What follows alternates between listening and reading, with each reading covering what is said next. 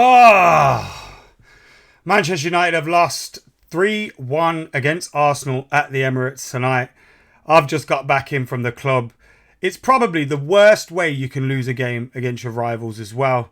When you look at it, some of the decisions, a little bit sceptical. You look at that offside, it's very, very marginal for that potential Garnacho goal. A moment where you think your team probably have won it at the end of the game, only to then see that overturned and then Arsenal go on to win the game as well.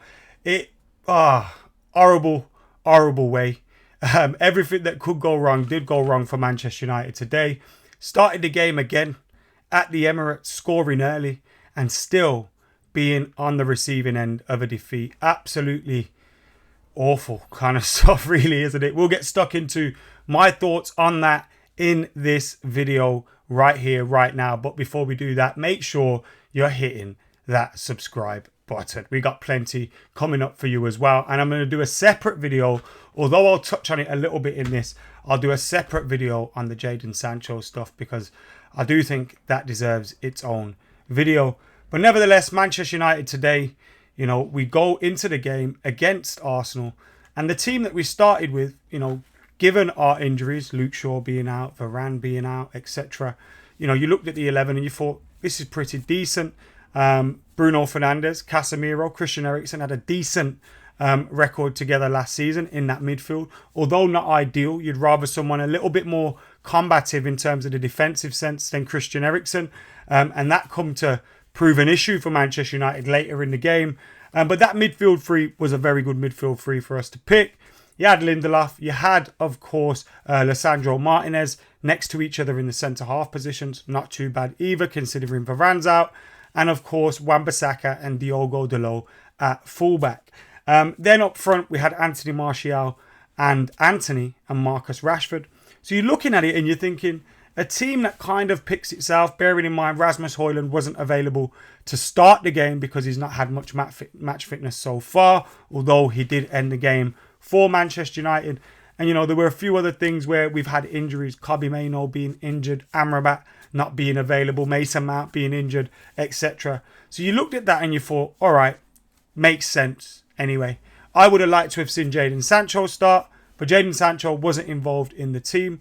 We later heard after the game that Erik ten Hag said it was down to training performances, and Jaden Sancho was subsequently released a statement on that, saying that he's been training fine and that what people are hearing isn't true.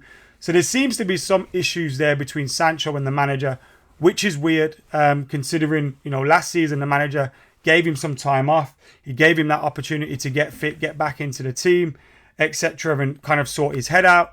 And for that now to end up here seems really weird. Who knows what's gone on there. Obviously, Jaden Sancho for me has been someone who's come off the bench this season and done well for United. Therefore, I was hoping to see him start a game. But the manager must be seeing something in training that isn't pleasing him, because today he picked Anthony and he picked Pellistri on the bench ahead of Jaden Sancho, you'd imagine. Obviously, Garnacho was also another wide player on the bench. So you're looking at that and you're thinking, that's weird. Now, given the statement that has been released by Sancho, I don't think it's particularly disrespectful in there, but merely saying the stuff that you're hearing isn't true, it's lies, he's basically calling the manager a liar, means it's very unlikely you're probably going to see him in a Manchester United shirt again. Of course, the two could patch things up, but you do feel like when you openly say your manager's a liar, which you have done, then it's probably going to be difficult to find your way back into his good books. And look, as I said, I'll do a whole nother video on that because that's a topic that we'll discuss at another time. But this game today, we started the team that many would have expected given the injuries. We go into the game. The game starts. Look, Arsenal dominated the possession. Manchester United were trying to, shore things up defensively and hit them on the counter-attack. That seemed to be the game plan for the day. And I didn't mind that. We know Arsenal are going to have a lot of possession at home. We know that they were an attacking team. And if we can hit them on the counter-attack, we can find a lot of spaces to be able to do that. Marcus Rashford scores an excellent goal. Manchester United go up the other end. And he scores an absolutely fantastic goal. Last season, it took 7 minutes for Arsenal to get the equaliser. This time around, it took literally a minute. And Christian Eriksen's on the edge of the box, dilly-dallying, kind of not covering anyone. He's there, but he's not really doing anything. Sandro Martinez is pointing at Odegaard, telling him to pick him up. Odegaard's got the freedom of the Emirates. Fantastic finish by him, to be fair to him. But what are we doing giving him that much space, that much time at that point in the game? It just didn't make sense to me. And obviously, I don't think Mason Mount allows that to happen. I don't think Amrabat would allow that to happen. We shouldn't be allowing that to happen. Now, look, Christian Eriksen, it's not his side of the game, but you can see why the manager was trying to implement Kobbie Mainoo, was trying to get that Amrabat over the line a little bit earlier.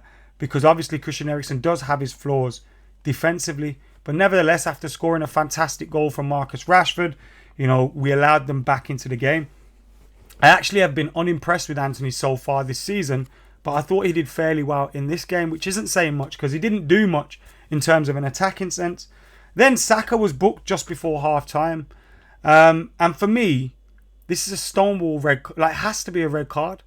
If that's Casemiro on Saka, if that's another different player, that's a red card all day long. Two-footed into the players, caught him with both. How is that not a red card? Yeah, it's not given. It was just one of many decisions today that were really, really baffling. And then Sandro Martinez got booked and later on went off injured. Again, not what you want to see. We've got Rafael Varane out injured. We don't want his first choice partner going off injured. We had to bring Harry Maguire onto the pitch. A player that the manager's been, was hoping that he was going to sell to bring in some funds to potentially reinvest in a new centre-back. He's coming on the pitch.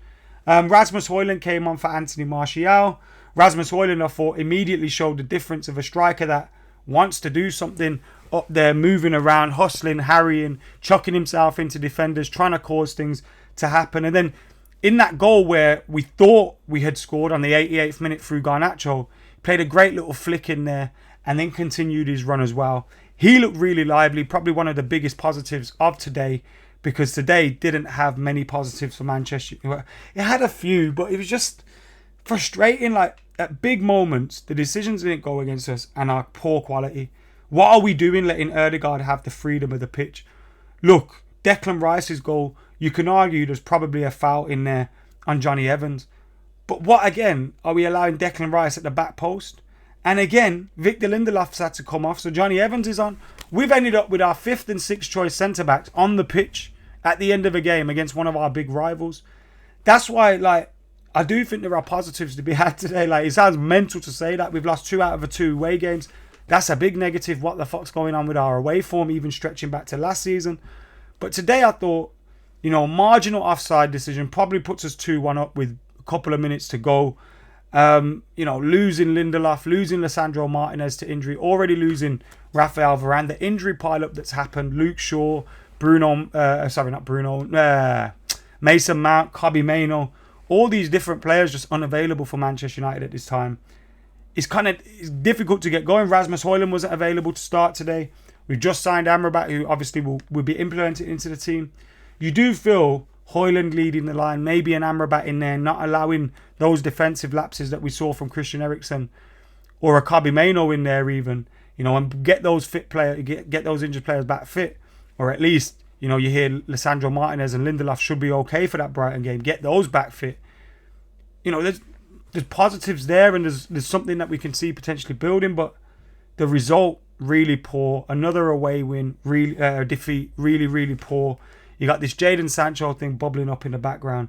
Look, I'm fully behind Erik ten Hag, and I can't wait to see what he can do with a bit more time, because I think the team will be playing much better football this season considering the signings that we have made.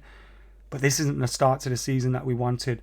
And you've got all this external stuff bubbling over now while we wait for, the international break to clear. 2 weeks of stuff about the owners, stuff about Jaden Sancho, going into it on the defeat against Arsenal. That's sick now. You don't want to lose games that way, but that's exactly how we've lost it, in the worst way possible. I don't know what else to say really. Let us know your thoughts in the comments below.